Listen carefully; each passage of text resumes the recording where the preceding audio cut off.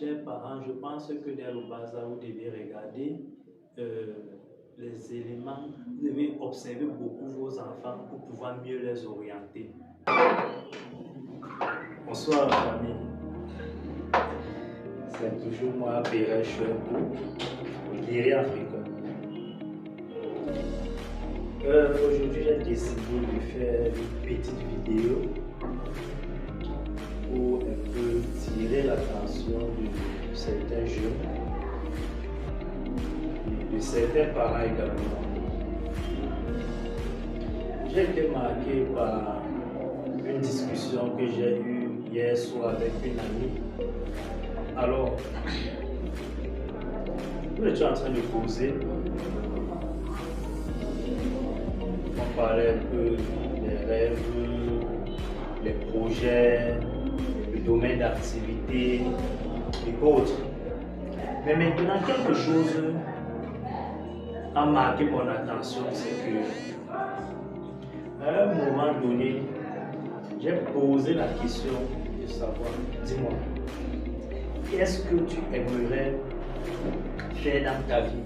C'est-à-dire, je veux dire, quelle est ton activité que tu aimerais exercer? En rappelant que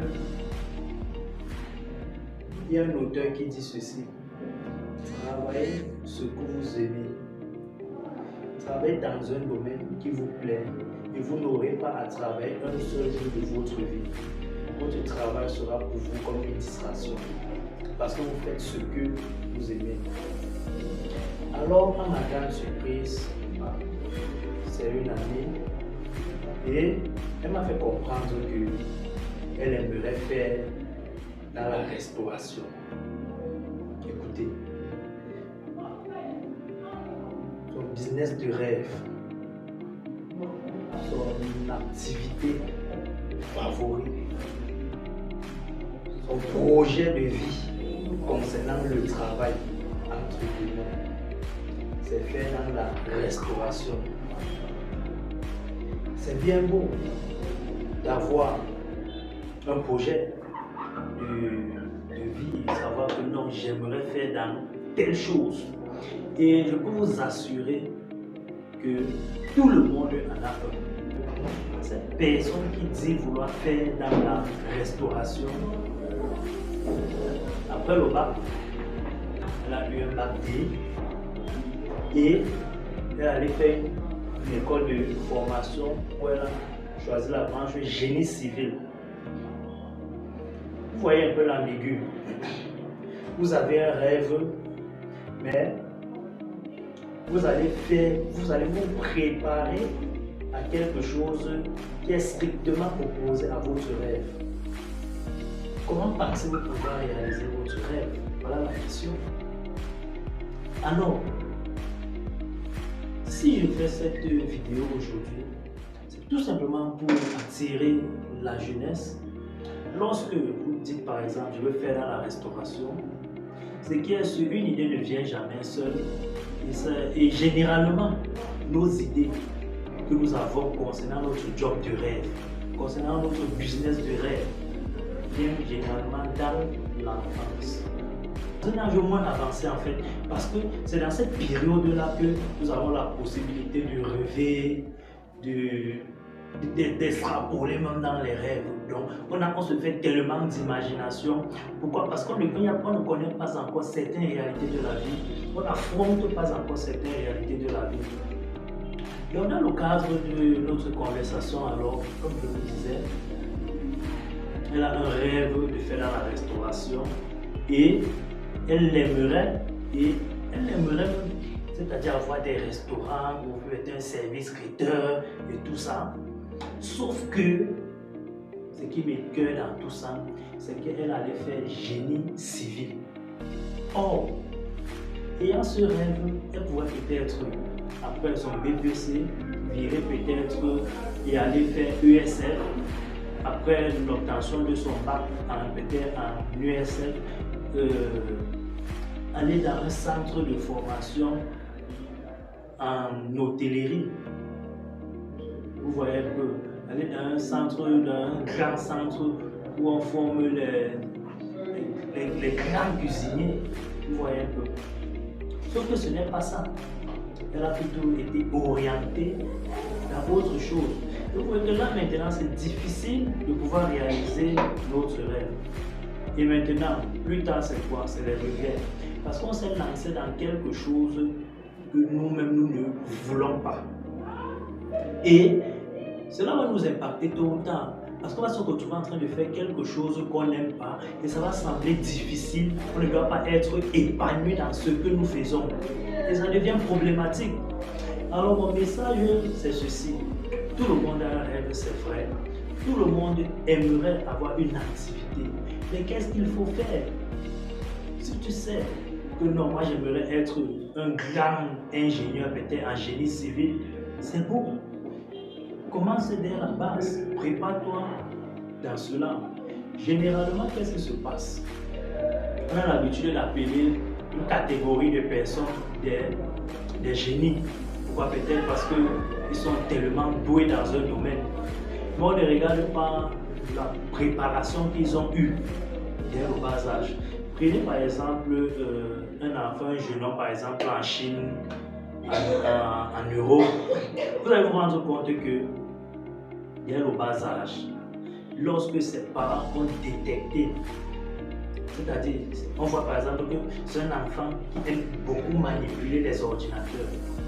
C'est comme ça qu'on l'oriente directement dans le domaine de l'informatique. Vous voyez un enfant, il est là, il a 10 ans, mais il est devant, avec 8 machines devant lui, il est en train de travailler. Et d'ici lorsqu'il a 15 ans, 20 ans, tout devient une routine. Vous allez le voir comme un génie. Pourtant, c'est parce qu'il a été préparé. Du coup, on va vous dire que c'est un jeune de 18 ans qui a hacké tel système. Parce que depuis qu'il est dedans, ça devient une routine, il essaie. À un moment, ça devient pour lui comme un loisir. Mais par contre, chez nous en Afrique, quelqu'un vous dit que non, il aimerait par exemple être un pilote. On l'envoie faire, je ne sais pas, d'abord il va d'abord faire la A, une série littéraire, ou il doit faire la série scientifique. Après, il part dans une école peut-être de formation en secrétariat bureautique, mais son rêve est d'être pilote. Et plus tard, lorsqu'on ne parvient pas à réaliser son rêve, on trouve que c'est le pays qui va mal, c'est les concours qui sont difficiles. Or, nous sommes en train d'évoluer dans un cadre où chaque individu, chaque jeune, à un certain moment, doit prendre conscience et savoir que nous ne pouvons pas tous compter sur le gouvernement. Il y a combien de bacheliers par an? Combien de licenciés par année? Mais combien de personnes sont recrutées?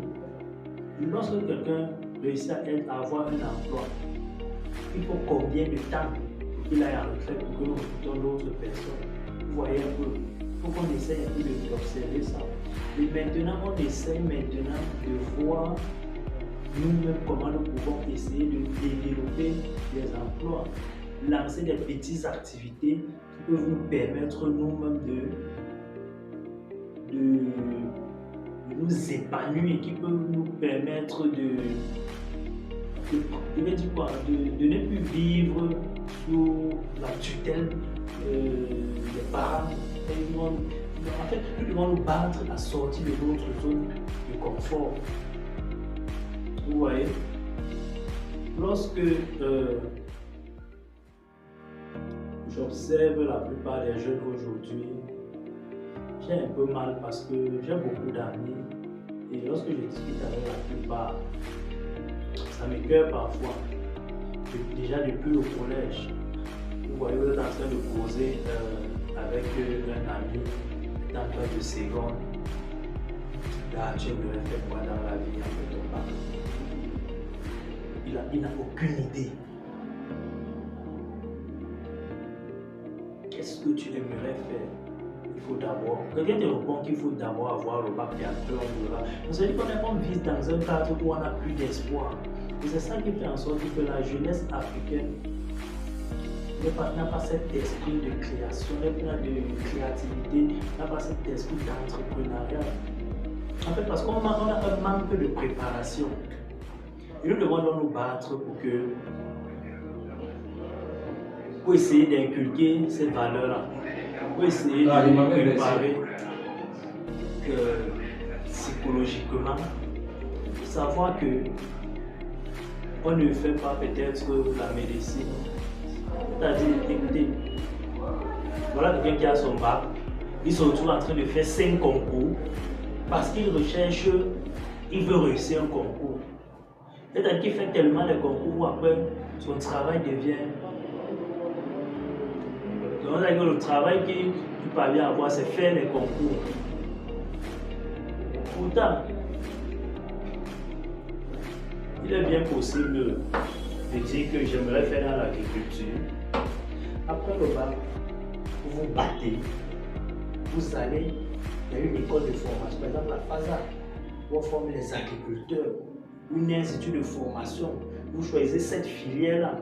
Mais maintenant, si vous ne réussissez pas le concours, si vous ne réussissez pas à entrer dans cette école-là, si vous n'avez même pas les moyens de vous payer cette école, qu'est-ce que vous devez faire? Vous n'allez pas vous retrouver, vous avez un rêve d'être un grand agriculteur, vous vous retrouvez en train de partir faire maçonnerie parce que vous n'avez pas eu le concours de l'agriculture qui est le concours de votre, qui est le rêve que vous aviez. Non. Il serait encore préférable de vous mettre à côté d'un agriculteur, faire ce qu'on appelle l'auto-apprentissage, c'est-à-dire que l'apprentissage sur le tas. Et maintenant, avec même cet apprentissage sur le tas, je suis sûr d'une chose, cela va vous permettre de réaliser votre rêve. Même si vous ne réalisez pas cela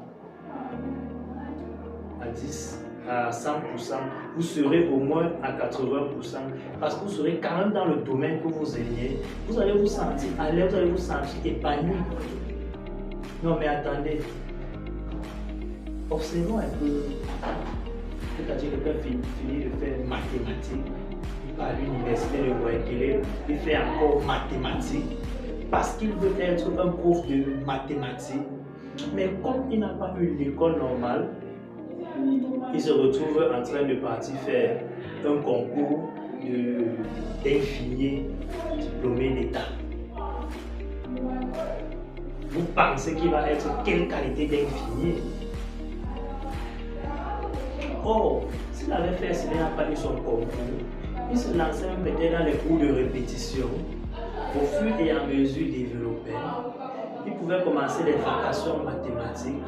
Qui sait, sa volonté, sa détermination à l'être maintenant pour lui permettre plus tard peut-être de créer un institut de formation en mathématiques.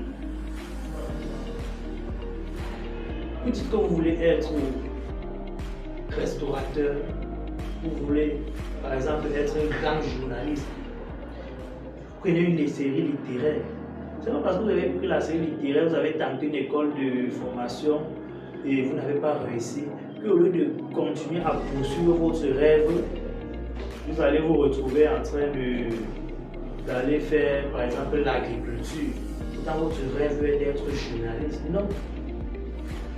Il faut savoir que vous n'êtes pas toujours, vous pouvez faire ce qu'on appelle l'auto-apprentissage et progressivement poursuivre vos objectifs. Donc ça c'est le message que je voulais passer ce soir à la jeunesse, mais aussi attirer l'attention de certains parents. Chers parents, je pense que dès le bas âge, vous devez regarder les éléments, vous devez observer beaucoup vos enfants pour pouvoir mieux les orienter. Il y en a des enfants qui montrent dès le bas âge, on les voit toujours en train de dépiécer par exemple les appareils. Ça veut dire que c'est quelque chose qui le passionne. Vous l'orientez dans ce sens-là. Alors, c'était Pierre Chouinkou, le guerrier africain, pour vous servir. On est ensemble.